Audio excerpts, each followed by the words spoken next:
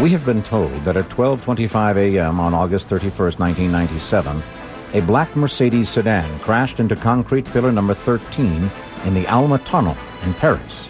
An accident resulting from too much speed, alcohol, and drugs. Was there more than just paparazzi on motorbikes chasing the speeding Mercedes?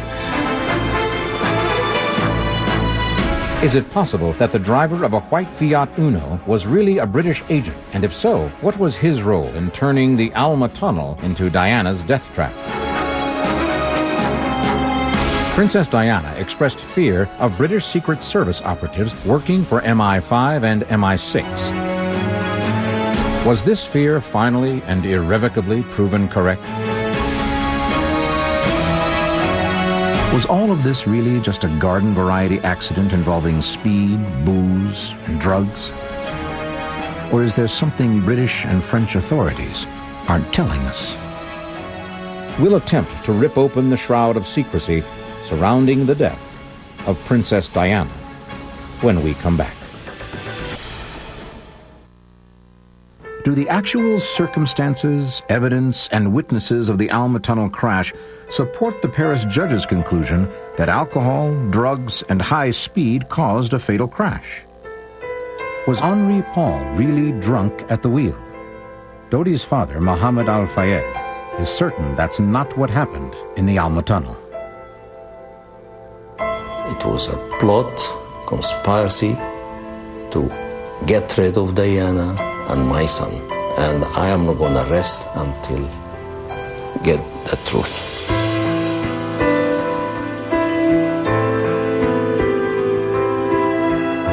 Within 24 hours of the crash, a campaign of disinformation was orchestrated, we believe, by the security services, which showed that Henri Paul, the driver of the car, was 3 times over the drink-drive limit. This was done before the body samples were even analysed. There were headlines in the British and the French press showing that this man was drunk as a pig. I went to Paris with Professor Peter Vanessis on Tuesday, just over a day after the fatal crash, and at that time Peter Vanessis asked for the right to conduct a separate independent post-mortem, as would be the right either in the UK or the United States of America. But this was refused without reason by the French. He then asked to be present or have another person present at any subsequent examination of the body so that they could take an independent view of that examination. That was not only refused, but on the Thursday, the French conducted themselves a second examination of the body when they allegedly then found drugs in his blood. Some months later, we received a toxicology report which showed that there was a trace of drugs in a hair sample taken from Henri Paul. It showed also that the hair sample had not been properly measured and the drugs in that hair sample were too small to measure. They were the sort of drugs that half of France takes as an antidepressant. Irrespective of these findings, the press persisted in this report that there was a cocktail of drink and drugs sufficient to cause Henri Paul to lose control of the car. And the press labeled Henri Paul an alcoholic, even though tests showed his liver to be normal. It was solely on the back of the highly suspicious blood analysis that the crash was declared an accident. But do the blood tests really match Henri Paul's physical appearance and condition immediately preceding the crash? And are we certain that it was Henri Paul's blood? Perhaps the best judges of Henri Paul's physical condition are the people who spent time with him that night.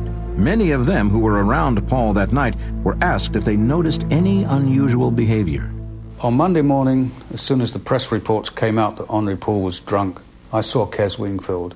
He was the nearest living witness to what happened on that Saturday night. He was the other bodyguard working with Trevor Rees-Jones and had been with Henri Paul all day whilst Henri Paul was driving the backup car. He described his demeanour as exactly the same that night as it had been all day.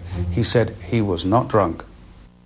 Henri Paul had passed a rigorous physical exam to renew his pilot's license just 3 days before the crash, and the exam revealed no indications that Paul was a heavy drinker or a user of drugs. When French officials finally released a copy of the final autopsy report to the families of the deceased, they immediately engaged independent forensic pathologists to review the written report. Their conclusions were astonishing. Professor Peter Vanezis conducted a 12-hour review of Henri Paul's autopsy. His family wanted to know if there was any evidence from the examination indicating Paul was an alcoholic. No, there was no indication of that at all at the autopsy. There's ample evidence of negligent handling of Paul's blood sample. Blood samples taken from him then were not refrigerated. This raises the real possibility of contamination. If samples are not stored at reasonably cold temperatures, then you have the added element of the blood actually slightly decomposing and producing extra alcohol within the blood. And this can give you problems with the analysis. Blood alcohol content was lacking. But what they did find still has pathologists shaking their heads. Henri Paul's autopsy also revealed the inexplicable level of 20% carbon monoxide in his blood. How could that much carbon monoxide get into his bloodstream? Had Paul shown any symptoms of carbon monoxide poisoning before the crash? The level that was measured in Henri Paul at the time that he died would indicate that, say, some 2 hours prior to his death, he might have had a level of 30%. But if you've got a level of about 30%, someone would have a decided headache. You would have real throbbing in the temples. The headache would be unmistakable. There would be certainly a lack of coordination. It doesn't strike me, when you look at the pictures of Henri Paul, of a man who is really suffering. It doesn't look as if he's got a headache. He's not massaging his temples to try and reduce the pain in any way. He seems to be someone who is quite relaxed in his environment, in control. He's talking to people, giving orders. The official French report of the accident adopted the explanation put forward by the official French pathologist and toxicologist, that the carbon monoxide could have come from the airbags. Is this even possible? Mercedes-Benz have confirmed that there is no carbon monoxide in their airbags. Their airbags are designed to save life, not to kill. In any event, Henri Paul died instantly. He could not have drawn a breath. We've also checked the blood of Dodi from sampling, and it shows that he had no carbon monoxide in his blood. The statement put out by the French that the carbon monoxide in Henri Paul's blood was due to the airbags was blatantly false. Is it possible that somehow the blood sample was not even Henri Paul's? To this day, the French have refused any independent evaluation of Paul's blood. The smoking gun for this investigation would be evidence that the blood tested was not that of Henri Paul's. There were 15 bodies in the morgue that night, and the level of carbon monoxide supposedly in Paul's blood would be more indicative of someone who had committed suicide by breathing in a car exhaust. The French government, however, will not release any information about any of the other victims so that we can confirm whether or not the blood was actually Paul's. If the evidence of this just being your average, everyday alcohol, drugs, and excessive speed accident suddenly appears to be on shaky grounds, could it be the crash was, in fact, a deliberate act, a conspiracy to murder Diana? And why did French authorities try to blame the crash on the dead driver, Henri Paul? The police arrested some of the paparazzi at the scene, firstly for failing to render assistance at the scene, the Good Samaritan law, and secondly, invasion of privacy. But 2 years later, the judges dismissed all charges against the paparazzi. Since the judge found Henri Paul rather than the paparazzi responsible for the crash, no further investigations or public trials have taken place. Consequently, thousands of pages of investigative material have been kept from the public, and there's been no opportunity to question any of the witnesses or any part of the report. From the moment Diana and Dodi arrived in Paris on August 30, the paparazzi seemed to know their every move in advance. Were they somehow tipped off about the movements of Diana and Dodi prior to the crash? If they were, by whom? Many people are suspicious about intelligence agencies, in large part because I listened 2 years ago in Washington to an innocuous portion of a taped conversation between Princess Diana and a friend of hers, made available to me by an American intelligence officer who said that they were part of a series collected by the National Security Agency. When Princess Diana and Dodi returned to the Ritz Hotel owned by his father, at about 10 o'clock on that Saturday evening, there was a throng of paparazzi outside the front of the hotel. After the crash, we reconstructed the video footage to show who was actually watching them. And among it was two men who have never been identified. And we believe that these two men were possibly from the security services. Meanwhile, the Ritz Hotel called Henri Paul, head of security for the Ritz Hotel, who was then off duty, but apparently decided to come back to work immediately. But there are more question marks surrounding Henri Paul. For example, was he actually an intelligence operative? I know that Henri Paul worked for MI6, the British intelligence unit that I worked for. I saw his name in files in 1992 on an operation that I was working on, and he worked for MI6 right until his death. According to an American law enforcement official and an American intelligence officer, Paul spent the several hours before the accident with an officer from the DGSE, the French equivalent of the CIA. During the meeting, Paul was paid. He had about $2,300 on him in his pocket when he died. According to two American sources, he discussed Dodi and Diana that night with his French security officer.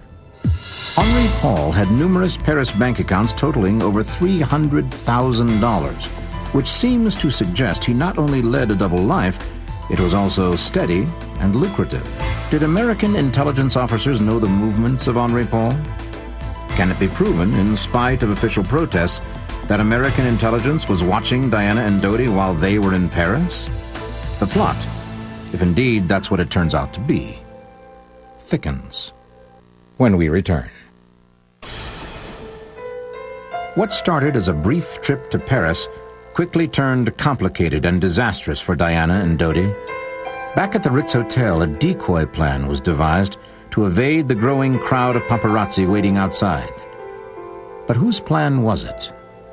At about 20 minutes past midnight, Princess Diana and Dodi left the Ritz Hotel to return to Dodi's apartment. It's not clear why the couple decided to leave the Ritz. In a phone conversation, Mohammed Al Fayed told Dodi to stay there that night. The Mercedes was to leave from the rear of the Ritz, while the paparazzi focused on the limo at the main entrance. It was plain that neither Mohammed Al Fayed nor London Security Control would have approved. Both Wingfield and Rhys-Jones confessed that they did not notify London of this ill-conceived plan, which was contrary to all outlined procedures and instructions. Curiously, instead of taking the most direct route to Dodi's apartment from the Ritz Hotel, which was up the Champs-Élysées, it is possible that agents told Paul to drive the other route alongside the River Seine. Henri Paul knew every inch of the road from the Ritz to Dodi's apartment. He certainly would not have willingly taken the Alma Tunnel route, which would have meant going away from Dodi's apartment.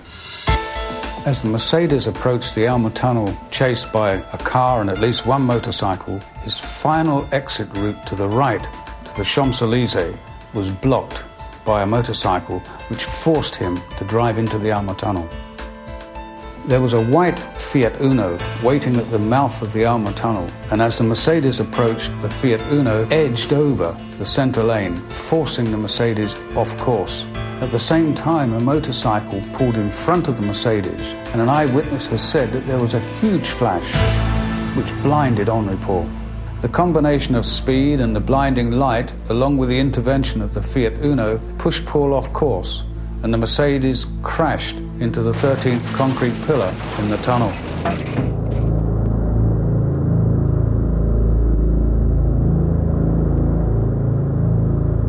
The paparazzi arrested at the crash claimed that they could not keep up with the Mercedes and were nowhere near when it passed into the tunnel.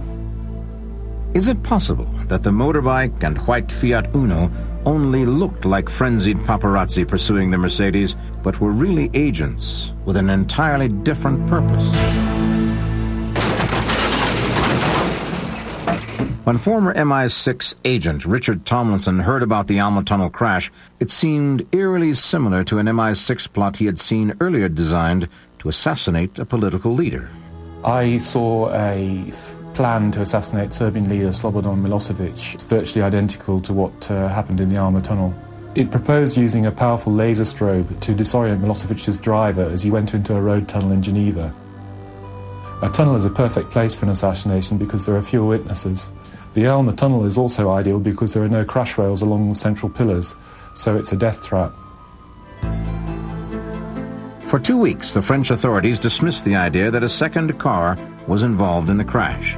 Then finally, they admitted to finding a mysterious scratch on the Mercedes that contained paint fragments and bumper material identified as coming from a white Fiat Uno. It was our investigators, not the French police, who found the Fiat Uno. It was found in a garage in Paris and traced to a paparazzi named James Anderson. Anderson was an Anglophile with close connections to the British. According to Anderson, he was in Paris at the time of the crash, but for some unexplained reason decided to get up at 3:30 a.m., 2 hours after the crash, and board a flight to Corsica from Orly Airport in Paris. The French police and the magistrate accepted an alibi based on a simple gas receipt from Anderson, albeit that the paint and bumper samples from the white Fiat Uno matched those left on the Mercedes. 3 years later, the Anderson story took an unexpected and sinister turn. On the 5th of May 2000, Philip Anderson was found burned to death in his car. The car was locked. He could only be identified from dental records. The French officials claimed that this was suicide, but it's not a suicide known to this world. Just a month before the crash, the Chicago Tribune had reported that Diana told reporters from the Al Fayed yacht, "You are going to get a big surprise with the next thing I do." The reason Dodi and Diana arrived to Paris on the 30th of August to pick their engagement ring. Security camera video footage taken by the Ritz Hotel clearly shows Dodi, accompanied by his bodyguard Trevor Rees-Jones, going to the Ripossi Jewelers opposite the Ritz, where he picked up the engagement ring for Princess Diana. This should put to rest claims by the British establishment press that the engagement was a sham. It should also put to rest the claims in the book supposedly written by Trevor Rees-Jones that there was no engagement. I do believe that this book was not written by him, but by the security services. Meanwhile, back at Buckingham Palace, how was the royal family responding to Diana's rapidly developing relationship with Dodi Al Fayed? Prince Philip was openly opposed to the relationship between Princess Diana and Dodi, who he described as an oily bedhopper. Prince Philip will never have allowed my son, as an Egyptian, naturally tanned, will be the stepfather of Prince William and the future king. And what were the links between MI6, the royal household, and American intelligence agencies? MI6 is routinely asked by the royal household to provide intelligence on potential threats to members of the royal family. This service would frequently extend to asking friendly intelligence services, such as the CIA, to place members of the royal family under discreet surveillance, ostensibly for their own protection. MI6 documents reveal vital information about the surveillance of Princess Diana in the days leading up to her death. Did Diana herself feel threatened by the royal family and the British Secret Services? One of Diana's former love interests, James Hewitt, believes that Diana feared for her life. And according to Hewitt, he was himself threatened during their relationship. And Diana confided her fear of the royals to Mohammed Al Fayed. And always she expecting that something gonna happen to her one day. She fly in a helicopter and the helicopter will be blown up or anything, because all the time she is suspicious that the palace would not let her survive. But is there proof that both British MI6 and American intelligence agencies were conducting full-blown surveillances of Diana and Dodi in their final months and days? Is there anything that would add credence to Al Fayed's accusations? We've learned that Richard Spearman, the Chief of Staff to the Director of MI6, the late Sir David Spedding, and Nicholas Langman, a senior MI6 agent, were at the British Embassy in Paris immediately prior to and after the crash. We've confirmed the NSA has more than 1,000 pages of documents in its possession. The CIA and the FBI have also confirmed they have records. We've initiated litigation against the government, but so far it's blocked every effort we've made to try and gain access to this information. The trail of evidence appears to lead to people and top-secret documents of both British and American intelligence services. And recent testimony reveals that Diana spoke freely of her fears for her life at the hands of the British Secret Services, MI6 and MI5. She is reported to have stated publicly, "Someday I shall go up in a helicopter and it'll just blow up. MI5 will do away with me." The evidence and facts which I know, for example, the plan to assassinate Slobodan Milosevic, the fact that Henri Paul was a paid informer for MI6, all of these facts point to me very strongly that this crash was engineered and that it was an assassination, a murder. Some questions about how, what, or who killed Princess Di will likely never be answered to everyone's satisfaction. But sooner or later, the world will discover who killed Princess Di.